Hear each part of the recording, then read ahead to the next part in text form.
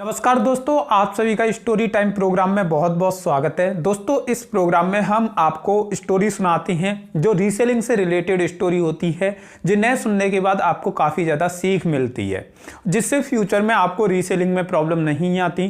तो दोस्तों, आज की रीसेलर स्टोरी मेरी खुद की होने वाली है। दोस्तों, इस स्टोरी में मैं बताऊँगा कि किस तरीके से लोग आपके साथ धोखा कर सकते हैं अगर आप उन पर ज़्यादा भरोसा करते हैं।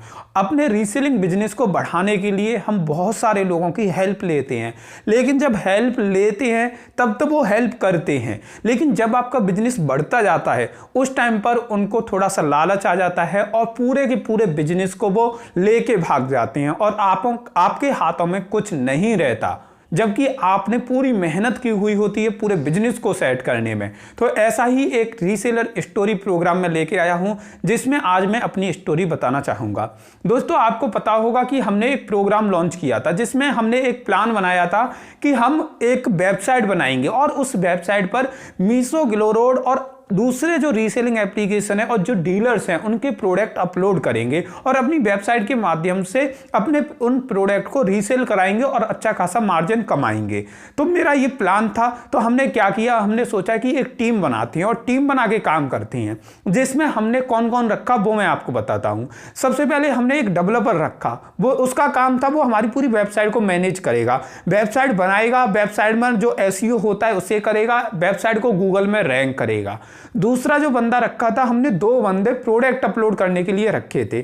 तीसरा 2 के अलावा चौथा मैं था, जो मेरा काम था वो मीशो से, ग्लोरोड से और इसके अलावा जो अच्छे अच्छे रीसेलिंग एप्लीकेशन है उनसे अच्छे अच्छे प्रोडक्ट सेलेक्ट करना, उनके बैकग्राउंड वगैरह को चेंज करना, उनके कोड वगैरह को हटाना, उनके डिस्क्रिप्शन को अच्छे से लिखना। इसके अलावा बहुत सारे डीलर से कांटेक्ट करना, उनके प्रोडक्ट लेना, उनका डिस्क्रिप्शन लेना, वो सारी तैयार करने की काम मेरा था कि पूरा मैं सेटअप करूंगा, जिसमें मैं पूरे प्रोडक्ट उन लोगों को दूंगा और वो लोग बस मेरे द्वारा दिए गए प्रोडक्ट को उस वेबसाइट पर अपलोड करेंगे।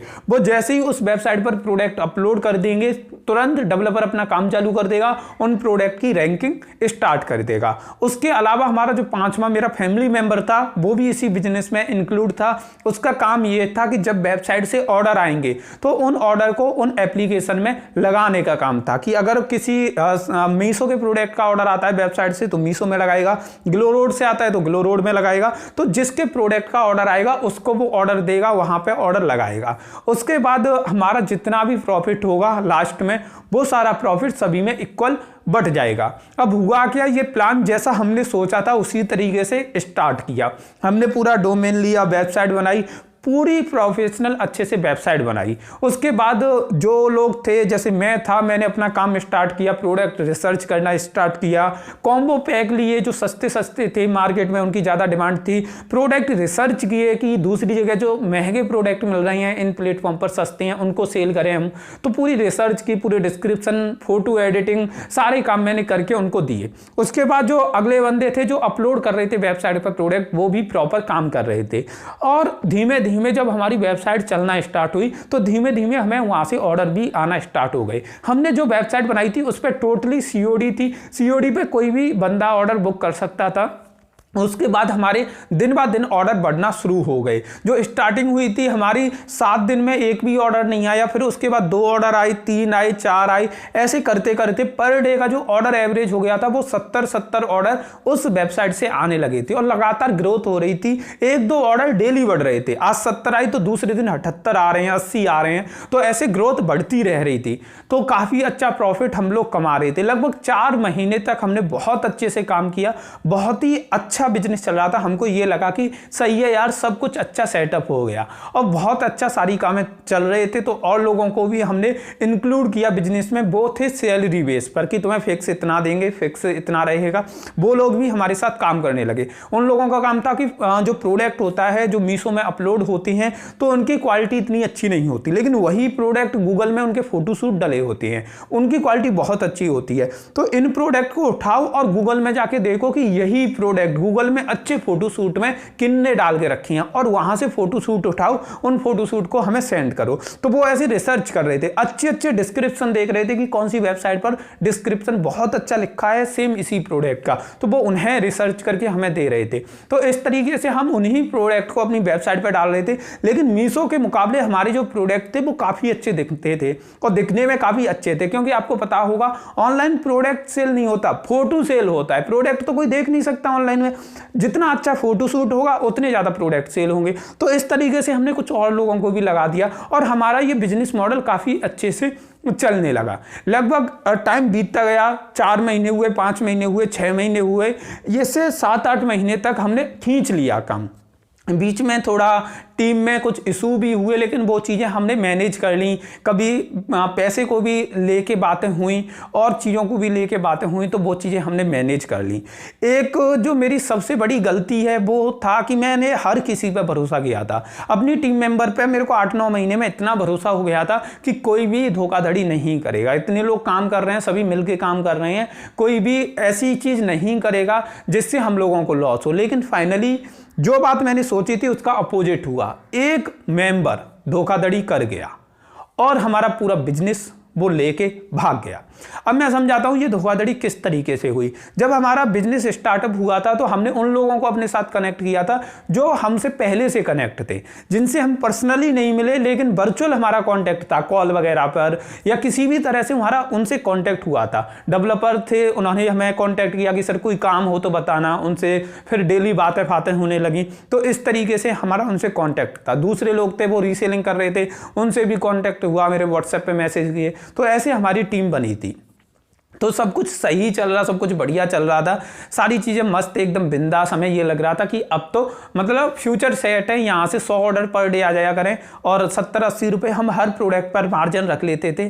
तो पर डे के 7-8 हज़ार हो जाते हैं और वो ही 6-7 मेंबर हैं, 1000 रुपये पर डे के हो जाते हैं। तो एकदम बढ़िया काम लगने लगा। 30-40-50 हज़ार रुपये हर महीने हमें मिल जाते थे वहाँ से, और ज़्यादा मिल जाते थे कभी कभी, क्योंकि हमने उस पर ऐड भी लगा दिए थे, एडसेंस के एफिलिएट लिंक भी लगा दिए थे, तो बहुत सारी चीज़ें और भी कर दी थी। तो हमारा जो एवरेज वहां से इनकम होती थी वो 40 से 50 हज़ार रुपए होती थी। तो आपको एक बात बताना चाहूंगा कि जितने भी लोग वहां पे थे जो वेबसाइट मैनेज कर रहे थे, उनको एडमिन पैनल दिए गए थे। सभी का एक ही एडमिन पैनल था, क्योंकि ये जो वेबसाइट थी वो सिंगल वेंडर थी। सिंगल वेंडर में क्या होता है कि उसे लॉगिन करने के लिए एक ही ईमेल, एक ही पासवर्ड यूज किया जाता है। तो हम उसे ओपन करते थे तो हम भी वही लॉगिन ईमेल आईडी और लॉगिन पासवर्ड यूज करते थे। दूसरा बंदा करता था तो वो भी वही करता था। तो ये था उसमें, मतलब एक तरह से कहें तो एडमिन जैसे ग्रुप में होते हैं, ऐसी वेबसाइट में भी एडमिन होते हैं। तो बहुत सारे लोग एडमिन बन चुके थे जो हमारी टीम मेंबर थे। तो क्योंकि हमें भरोसा था इसलिए हमने सभी को अथॉरिटी दे दी थी पूरी वेबसाइट को मैनेज करने के लिए। और जो डेवलपर था उसको अथॉरिटी देनी पड़ी थी, क्योंकि वो वेबसाइट को एसईओ करेगा, तो उसे एडमिन बनाना उस टाइम पे जरूरी था। लेकिन एक बार क्या हुआ, कुछ पेमेंट की वजह से थोड़ा सा एक इशू क्रिएट हो गया। इशू ये क्रिएट हुआ कि मैं था थोड़ा हॉस्पिटल में और मेरा डेवलपर का मुझे मैसेज आता है कि आप पेमेंट कर दो। मैंने उसे पेमेंट किया, लेकिन आपको पता होगा कि गूगल पे में पेमेंट प्रोसेसिंग में चला जाता है, और मैंने उसे स्क्रीनशॉट भेज दिया था। तो हुआ क्या कि जब मैंने उसे स्क्रीनशॉट उसका भेजा था तो मैंने ये नहीं देखा कि प्रोसेसिंग में है, मैंने तुरंत पेमेंट किया, पिन डाला और स्क्रीनशॉट लिया, भेज दिया।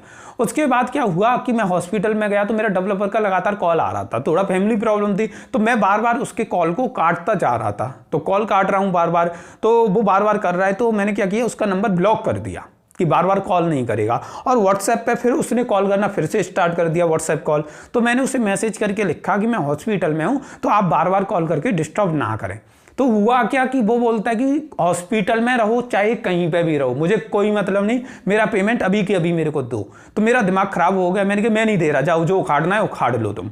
तो मैंने गुस्से में ये बात बोल दी। तो उन्होंने क्या किया कि जाके सीधा वेबसाइट से सभी को एडमिन पद से हटा दिया जो भी थे, और अपनी वो वेबसाइट बना ली, सारे नाम ईमेल आईडी चेंज कर लिए उन्होंने, और वो पूरी वेबसाइट अपनी ईमेल आईडी पर ट्रांसफ़र कर ली। और उसके बाद क्या हुआ, उन्होंने हमें सभी जगह से ब्लॉक कर दिया, जैसे व्हाट्सएप से, और जितनी भी जगह हम उनसे कनेक्ट थे सभी जगह से ब्लॉक कर दिया। अब क्या, हमें सिर्फ उनका नाम पता है कि ये नाम था, ना हमने कभी उनसे आधार कार्ड लिया, ना कभी हमने उनसे एड्रेस पूछा, और एड्रेस का स्टेट पता है, लेकिन यहाँ पे मैं उस चीज़ को ओपनली नहीं बोलूँगा। तो उनसे फाइनली मेरा कांटेक्ट सभी जगह से ब्लॉक हो गया और जो हमने 8 महीने की मेहनत करने के बाद एक सेटअप किया था वो सेटअप हमारे हाथ से जा चुका है। तो इस तरीके से हमारे साथ फाइनली ऐसी धोखाधड़ी हो गई और इसके बारे में अब मैं कुछ बोलना नहीं चाहूँगा कि ऐसे लोग इस तरीके से दगा कर जाते हैं और वो मेरी भी मिस्टेक थी। मैं मानता हूँ कि मैंने उस टाइम पे गुस्से में बोल दिया और क्योंकि मैं हॉस्पिटल में था, थोड़ा मेंटली डिस्टर्ब था वहाँ पे, तो मेरी फैमिली में किसी मेंबर का ऑपरेशन होने वाला था उस टाइम पे, तो इस वजह से मैंने भी गुस्से में बोल दिया। लेकिन फाइनली अब मैं फ्री हुआ तो मैंने सोचा आप लोगों को ये चीज़ बताऊं कि कभी कभी बिजनेस को बढ़ाने के लिए हम जो स्टेप लेते हैं और वो बिजनेस आगे बढ़ भी जाता है, लेकिन आगे बढ़ने के बाद ये भरोसा नहीं कि वो हमेशा बढ़ता ही जाएगा या बढ़ा हुआ ही रहेगा। आपको प्रॉब्लम आ सकती हैं, ऐसे आपको लोग धोखा दे सकते हैं। तो जितने भी रीसेलर हैं इस चीज़ को समझिए कि भाई आप किसी पे इतना भरोसा ना करें। तो आप खुद चीज़ों को सीखें या जिसके साथ डील कर रहे हैं आप उनकी डिटेल लीजिए, आधार कार्ड लीजिए, सेव रखिए, जिससे कल कोई धोखाधड़ी करे तो आप उस पर लीगल एक्शन तो ले पाएँ। अब हम तो ना तो लीगल एक्शन लेने के रहे क्योंकि ना तो हमारे पास कोई डिटेल है ना कुछ और। तो फाइनली ऐसा हुआ हमारे साथ, तो मैंने सोचा आप लोगों को ऐसा बता दूं कि आप लोग ये करते हैं तो आप लोगों के लिए काफ़ी जानकारी रहेगी। अगर आपके साथ कभी ऐसा हुआ है किसी ने धोखाधड़ी की है तो कमेंट करके ज़रूर बताना। और जितने भी ट्रस्टेड और भरोसेमंद रीसेलिंग एप्लीकेशन के लिंक है वो इस वीडियो के डिस्क्रिप्शन में मैंने दे दिए हैं, तो आप डाउनलोड कर सकते हैं। ये वीडियो कैसी लगी वो कमेंट करके बता देना, वीडियो लाइक कर देना और चैनल को सब्सक्राइब करने के बाद बेल बटन दबा देना, जिससे फ्यूचर में आने वाली ऐसी अपडेट आप लोगों को मिल सके। वीडियो देखने के लिए आप सभी का बहुत बहुत धन्यवाद।